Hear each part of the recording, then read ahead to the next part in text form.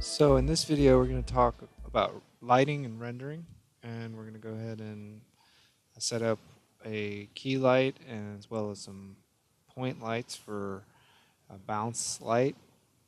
And we're also going to create what's called an infinity wall, which is used sort of in traditional studio photography to stage objects so it looks like they're kind of nothing, there's nothing in the background, no horizon line or anything. So what I've done with my scene so far is I've created a camera, which I've called the render view camera, and I've done that. I've renamed it, and we can now kind of set up by looking through the camera.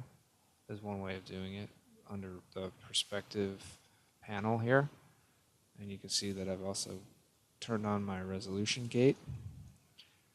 And so that, once you're happy with a positional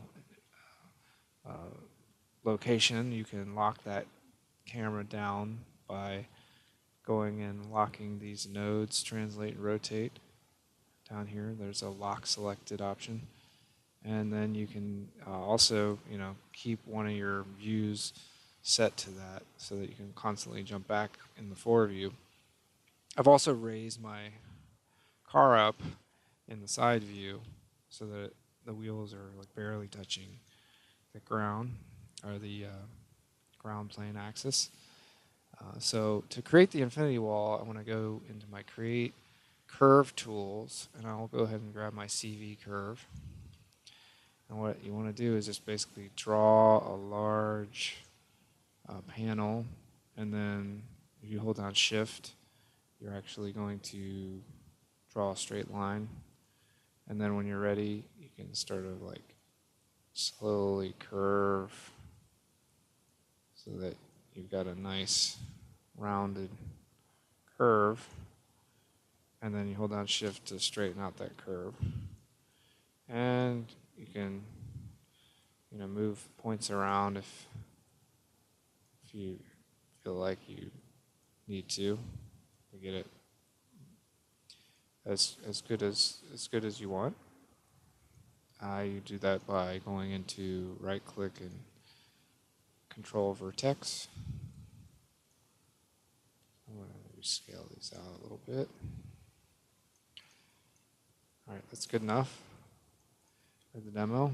So back in the perspective mode, if I go into object and I sort of spread that out, I'll darken the background so you can see.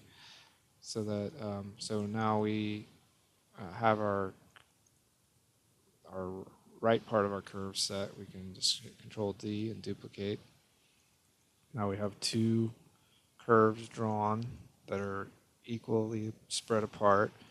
And if you select one and shift select the other and then go into curves or surfaces, and then loft, that will connect them. It will create a surface between the two objects.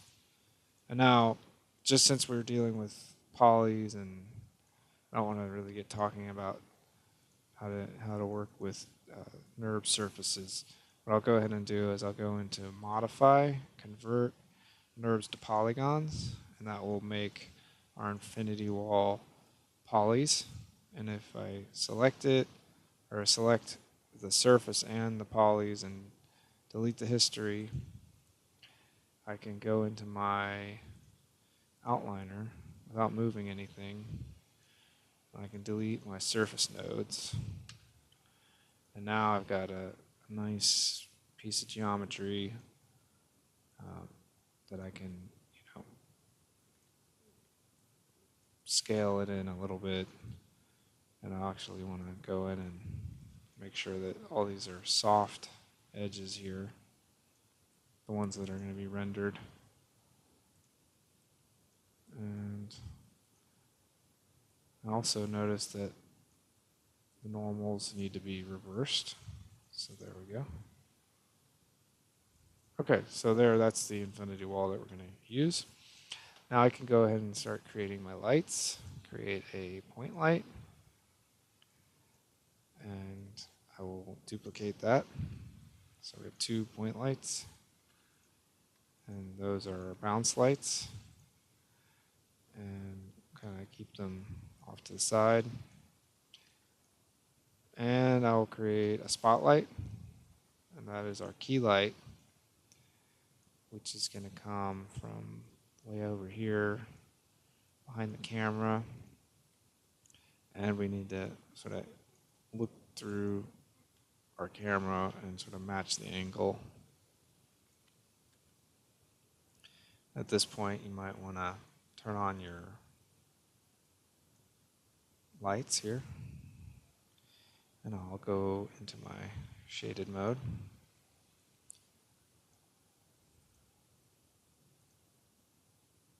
There we go. All right, so you can see that the wheels are intersecting with our infinity wall. So I'll go in the group node of the car, pull it up a little bit more.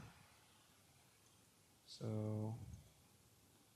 when you look underneath, you don't see any protrusion of the geometry. Okay.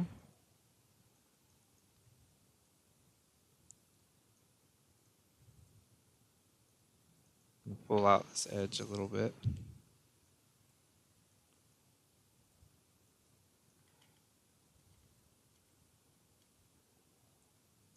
There we go.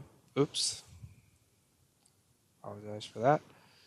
All right, so that's what we are looking through. If we turn on the lights, and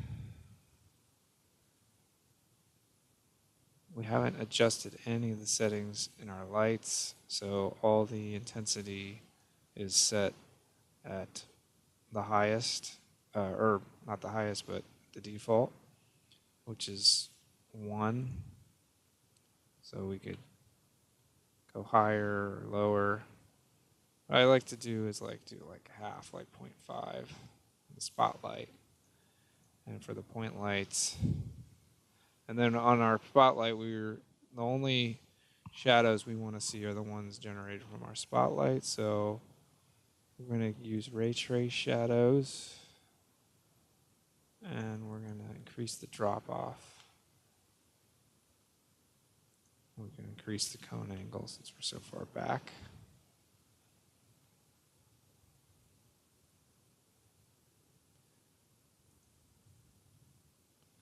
Okay, and for our point lights,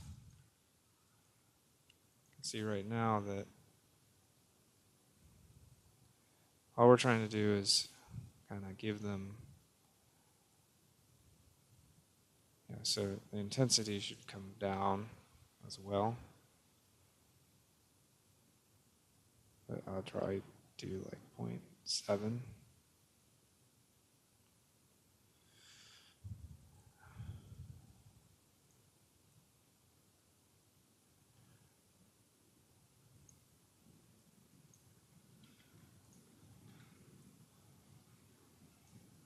And we just want to kind of mess around until we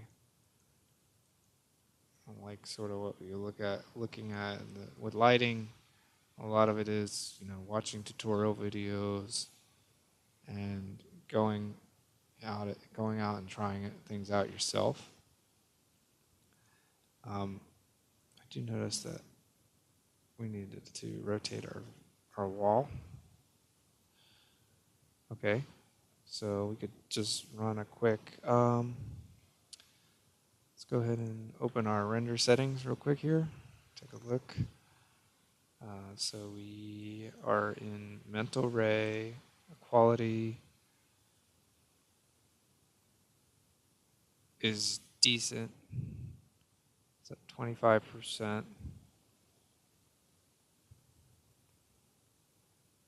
We can bump that up a little bit. We don't need motion blur. Just going to go ahead and fire one off here.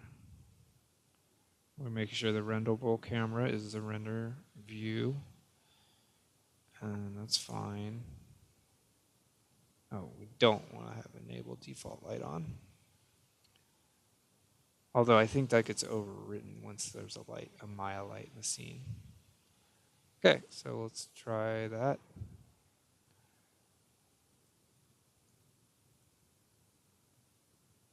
It looks like we're getting shadows from our point lights, and it definitely rendered the wrong camera too. So let's fix the point lights. We'll turn off the shadows for each one of those and move them in a little bit closer to the car. Oops.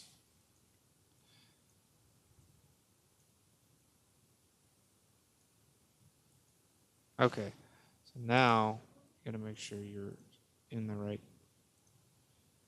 window. And now I'm gonna hit the render button again.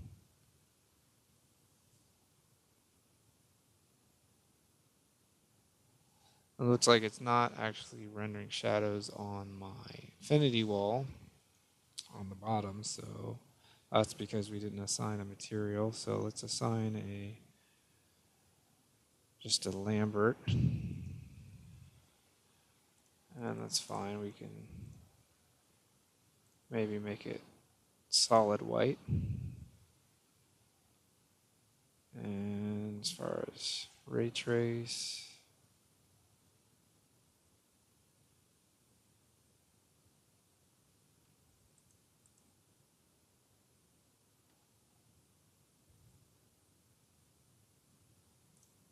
we'll turn on refraction, see what that does.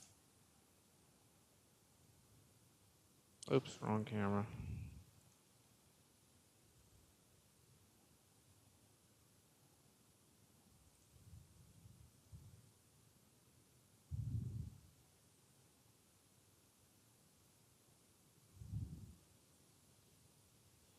Well, it looks like it's doing something there.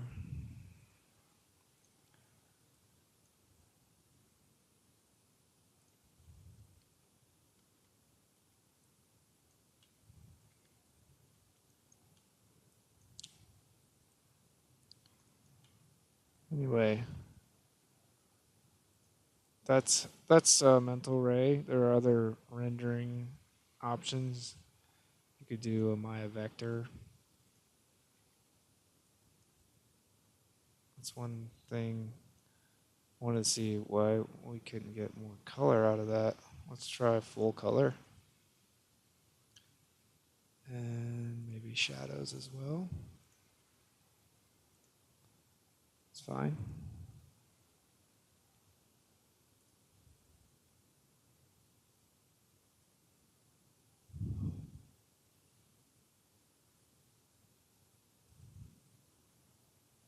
Takes a little bit of time here. Just doing some thinking.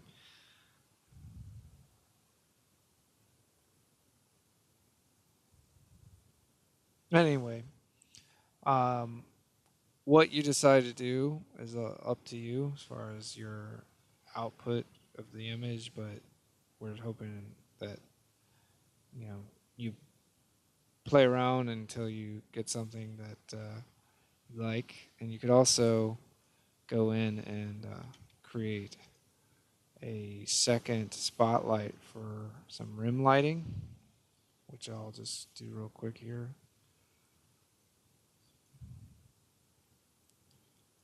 And you point it to get rim lighting, you point the light out, sort of back out the backside of the car, or the lit object.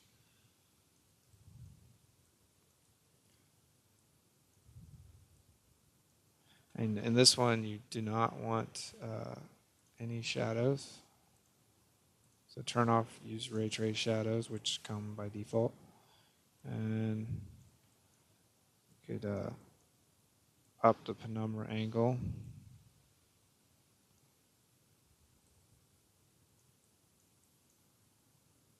And bring the intensity down. And let's see how that looks. Oops, I need to cancel that because we're still doing vector. So let's do back to my mental ray. And let's fire it up.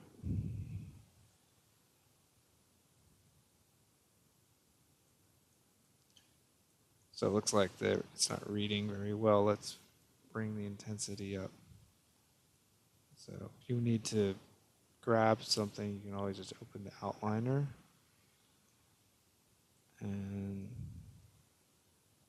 spotlight 2. Bring that up to like 3. See how that looks.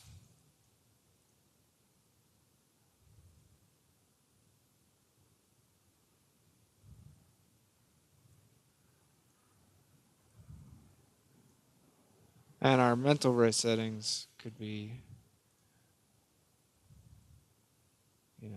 bumped up at this point a little bit. To like 1 and 1.5.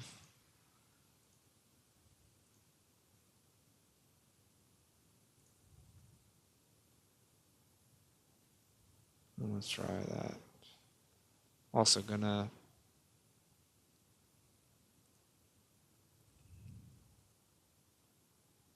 see.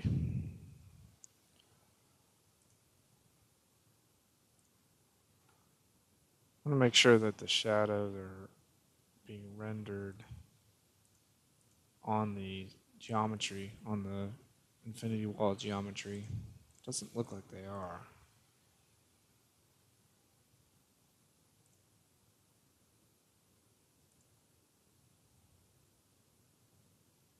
No, set to receive shadows.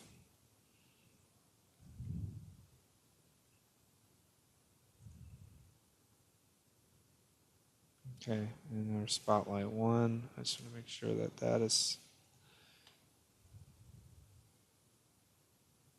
Oh.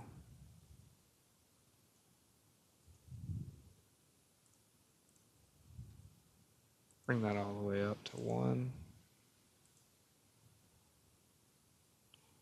Let's try it again. This might take a little time.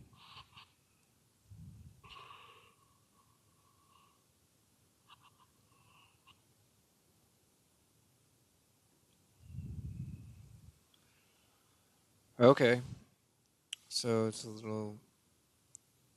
popping a little better. You can definitely just keep playing around,